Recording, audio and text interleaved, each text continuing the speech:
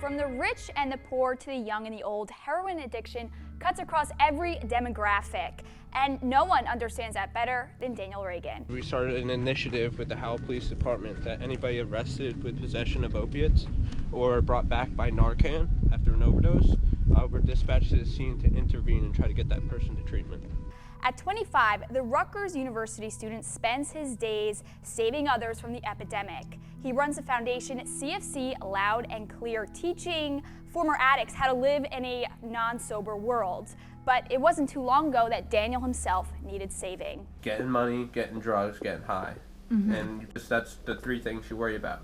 And that goes over eating, sleeping, water, sex, and all of the basic needs of a human being. He grew up in Farmingdale, New Jersey. His family always teaching him drugs are bad, drugs are wrong. But in 6th grade, Daniel took his first hit of marijuana. I loved it. And my mind kind of flipped, like, everybody's lying to me. I didn't die. He graduated from high school and received a scholarship to Fairleigh Dickinson University. He began taking OxyContin, snorting 13 pills a day, costing him about $350 a day, and as a result, he began selling it and dealing it. Eventually from there, I decided, so I can make some more money, I'll start using heroin instead, because now heroin's only $3 a pop, does the same exact thing, feels the same way. His grades becoming so bad, he was put on academic probation. He moved home, and at this point, he really didn't care who found out. He took cocaine around his sister, she reported to his family, and Daniel was sent to his first treatment center. Now, research shows that nearly 60% of people who go to treatment centers end up falling right back into the mess as soon as they leave there, and Daniel was no exception. 2 weeks out of rehab, he got high again. The wedding ring and family silverware went missing. I found it in his car. I was like, wow, like we have a really big problem here. And that's when, he went off to California to rehab at that time.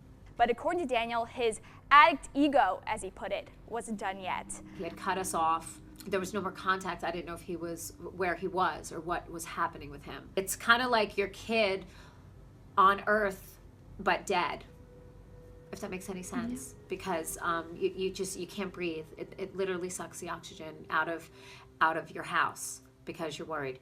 And now I'm gonna cry.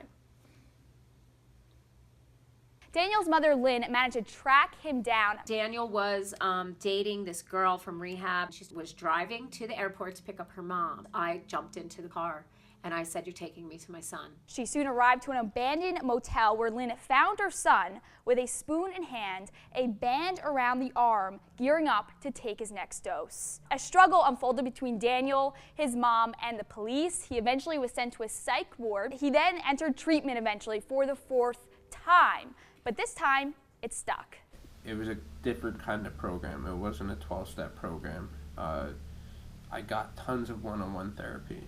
I got something like 6 hours a day of one-on-one therapy, which is insane. Usually get 1 hour a week.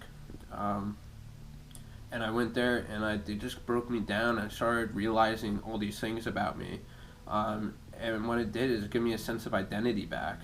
At this point, an hour had actually passed my interview with Daniel, and I still wanted to learn more, but his sister came running down the stairs, and she was like, "Daniel, we gotta go. We just got a call from the police," and there's a 50-year-old woman who was found with heroin on her at a Target parking lot. Now, Daniel has actually linked up with police to go and intervene with these addicts. So next week, I'll tell you more about what happened when we found her, and also what else he's doing to really combat this problem, because he's amazing.